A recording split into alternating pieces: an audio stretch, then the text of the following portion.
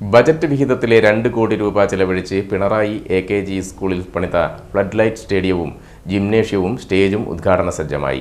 March 1 ശനിയാഴ്ച രാവിലെ 10 സംസ്ഥാന കായിക വകുപ്പ് മന്ത്രി വി അബ്ദുറഹ്മാൻ ഇവ ഉദ്ഘാടനം ചെയ്യുമെന്ന് പ്രിൻസിപ്പൽ പി ശ്രീജിത്തും ജില്ലാ പഞ്ചായത്ത് അംഗം കോങ്കി രവീന്ദ്രനും വാർത്താസമ്മേളനത്തിൽ അറിയിച്ചു.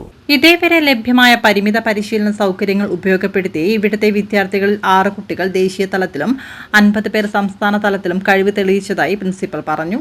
അന്താരാഷ്ട്ര നിലവാരത്തിലുള്ള സ്റ്റേഡിയം മൈതാനവും സ്വന്തമാവുന്നതോടെ കായിക രംഗത്തെ പിണറായി AKG സ്കൂൾ വിദ്യാർത്ഥികൾ കൂടുതൽ ഉന്നതിയിലെത്തുമെന്ന് PTA പ്രസിഡന്റ് അനിൽ എളിയനും പറഞ്ഞു. Mother PTA president P Jasna, staff secretary NM Bijoy എന്നിവരും വാർത്താ സമ്മേളനത്തിൽ സംബന്ധിച്ചു.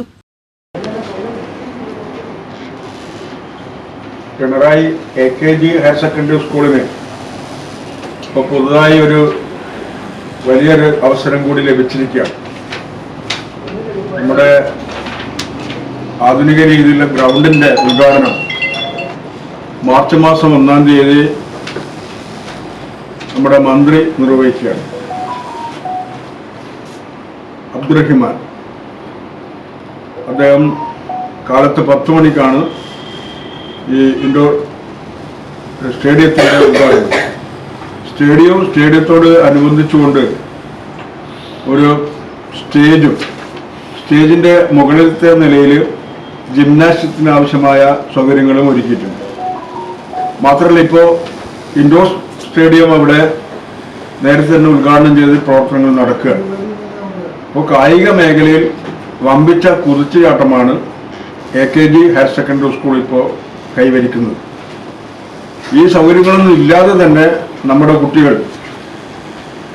50-ഓളം കുട്ടികൾ ഇവിടെ ഈ മേഖലയിൽ അവരെ കഴിവ് തെളിയിച്ചുകൊണ്ട് മത്സരത്തിൽ പങ്കെടുത്തു കഴിഞ്ഞിട്ടുണ്ട്.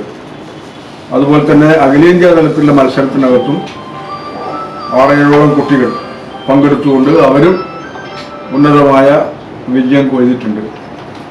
നമ്മുടെ കണ്ണൂർ ജില്ലയിൽ ഇത്രയേറെ സൗകര്യമുള്ള ഒരു ഹയർ സെക്കൻഡറി സ്കൂൾ ഉണ്ടാവില്ല എന്ന് തന്നെ പറയാം. അവിടെ സ്പോർട്സ് മേഖലയുമായി ബന്ധപ്പെട്ടുകൊണ്ട് എല്ലാതരം സ്പോർട്സിനും കുട്ടികൾക്ക് അവസരം ലഭിക്കുന്നു എന്നുള്ള പ്രത്യേകത കൂടിയാണ് ഇതിൻ്റെ ഭാഗമായിട്ടുണ്ടാകുക.